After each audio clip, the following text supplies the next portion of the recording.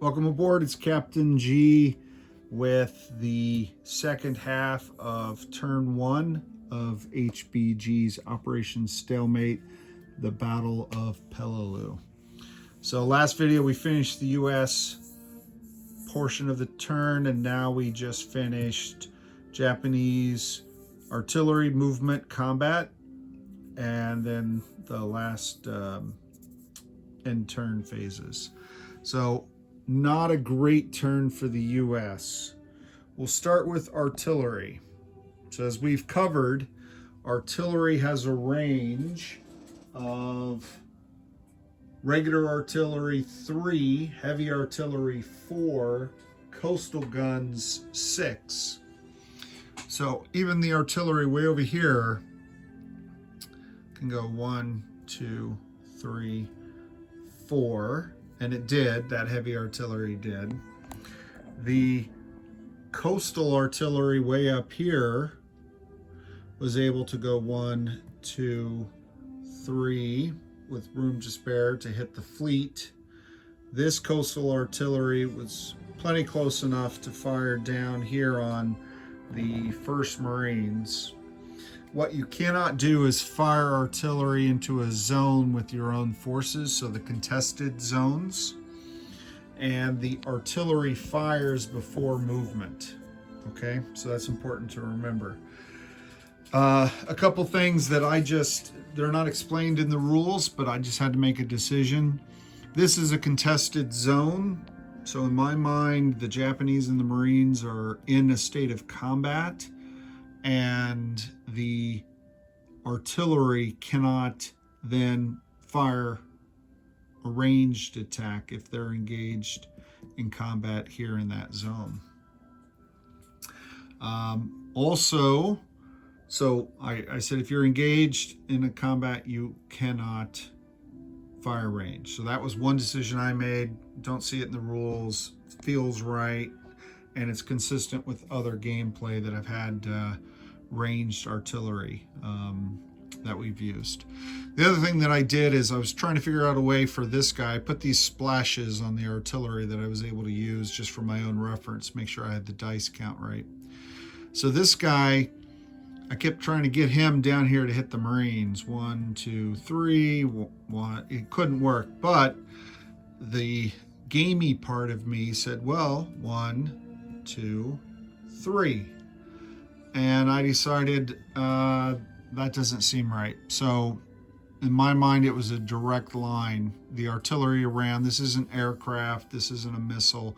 It's not going to go curvature of the earth. It's going to fire up and come down. And so I tried to make it a direct path so this guy couldn't hit the Marines. So instead, he took a pot shot at this fleet and he rolled a 2 and got a hit. So that damaged a cruiser. It was going to kill a destroyer until I realized that the cruisers had damage. So 2 hits kill a cruiser, and this artillery's already put 1 on him. If he gets lucky a second time, then I'm going to start losing some of these ships. The other things that happen on artillery is I use this unpainted commander with the binocular sculpt from HBG to represent zones where I have spotters. Because being in a mountain, the spotter ordinarily is adjacent, but you can do spotting in a mountain range of 3 away. 1, 2. At least I think it's 3 in his 3 zone. Might be a range of 2 in a 3 zone, but either way, 1, 2, he could observe. I think it's 3. Confusing myself. So this guy spotted here. What's also unclear to me in the rules is he spotting for the artillery firing in the zone he's at, or is he spotting for all artillery firing into here?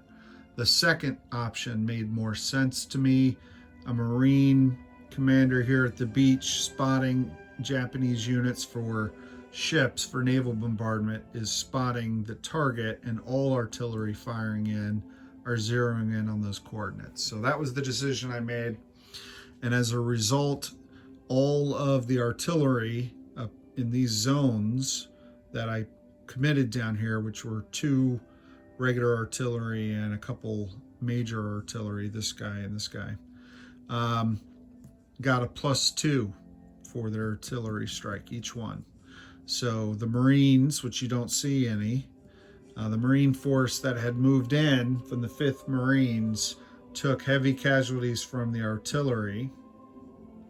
And then finally, the coastal batteries that fired, not only did I have half of them hitting, well, I had half of them hitting here because at the time this zone added up to 7 Marines, which made it a target-rich environment. Anything more than 6 units in a zone, the artillery gets to roll 2 dice for casualties, not 1. And the Marines had 7. Here was also a target rich, but at the time there was a Japanese unit here, so you can't fire in. So I took this, fired 4 artillery in there, took some casualties for the Marines, but it wasn't spotted.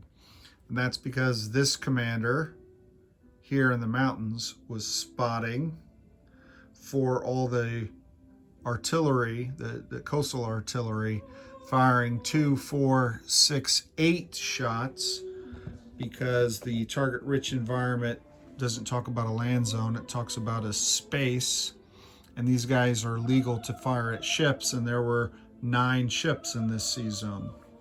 And 9, so that gave them 2 dice each, 2, 4, 6, 8, as I said, firing at, let me just confirm what 8. So 8 at 8, and I got 1, 2, 3, 4, 5 hits. So the Japanese had a bad roll. So I took 1 hit each on the battleships. They each have 2 more to take. And then I took 1 hit each on the cruisers. They have 1 more to take as well. I really need to figure out what I'm going to do with my ships. I thought I would come in and blast the Japanese, and instead my Navy got blasted on day 1. So 5 hits from the Japanese artillery. And finally, it was combat. So we had, movement, then combat. So movement, I retreated these guys. I disengaged, leaving the bunker, because the bunker has no attack value, so there would be no combat here. These guys would withdraw. I did not move them because I thought we might roll this real quick. It may have been too big of a battle to roll, but I wanted to roll at least one battle for you. And then this one, in combat, I moved infantry down and pulled both armor down, and I used all 4 bonsai tokens from the 4 Japanese commanders and rolled 4 bonsai charge dice. And if I did it correctly, it's only a 1 in 6 chance, and I rolled 4 dice, and I did get 1 of them, which meant in the first round, all 4 attacking units, infantry and armor, that are allowed to bonsai,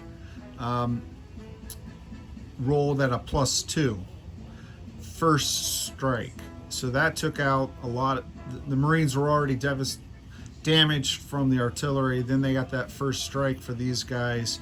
I only had 2 units survive that, and then the next round the Japanese finished them off, and they got a couple hits for the infantry. So the casualties in the turn were 2 Japanese infantry for a total of 4 victory points. The 5th Marine Commander, armor, 2 LVTs, 2 5th Marines, and 2 7th Marines.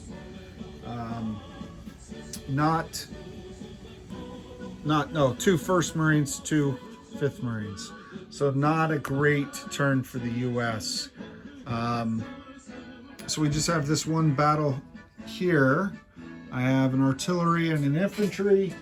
The infantry is attacking at a 3 paired with artillery, gives them a +1. So it's 2 4s for the Japanese. There are no other bonuses. the bunkers do not attack. So I'm going to roll 2 4s, get that out of the way. Okay, so I was expecting 2 low numbers. That was the luck that the Japanese were having. So that's 1 hit on the Marines.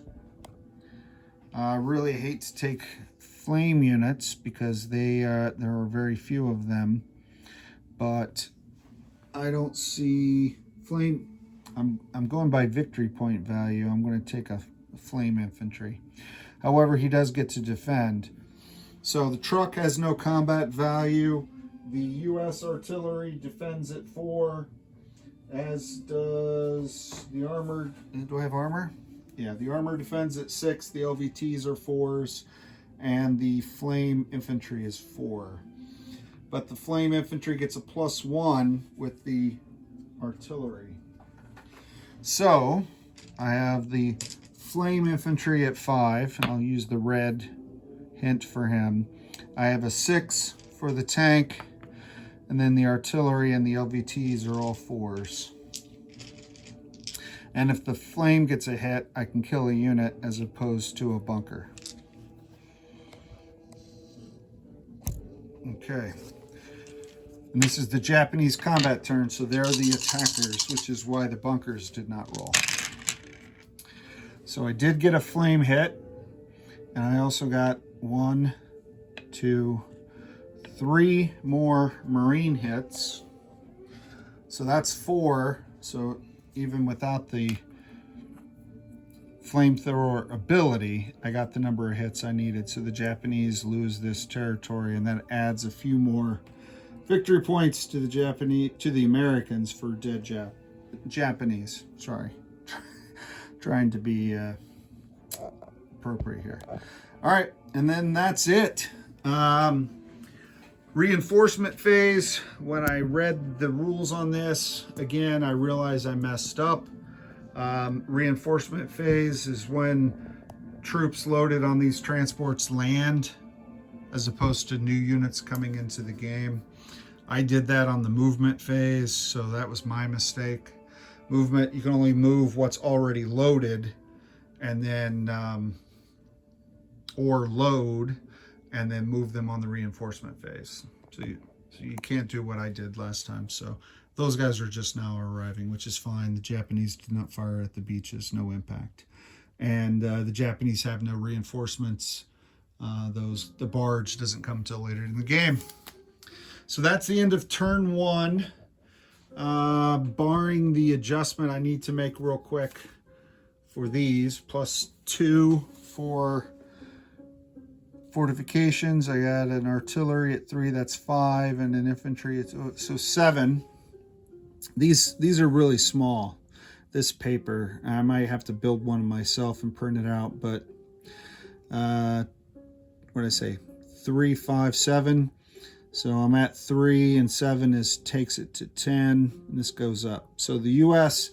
is at 40 victory points. The Japanese are at 167, and they started at 50. But even if you discount that, they are really way ahead of the U.S. So I'm taking too many casualties too early. And that doesn't even count damage to the ships. So that means on turn 2, the initiative goes to the side with the most victory points.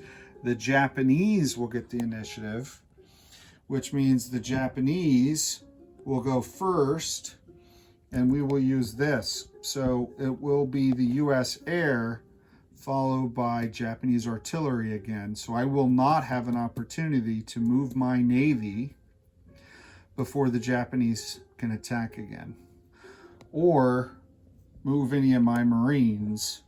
And now that the heavy machine gunner that was here that retreated into this zone has removed himself, this is a zone, target-rich environment that the Japanese could also pour fire in and roll 2 dice for the heavy artillery and the coastal guns. Not looking good for the Marines. Not looking good at all. This is Captain G. Thanks for watching. Over and out.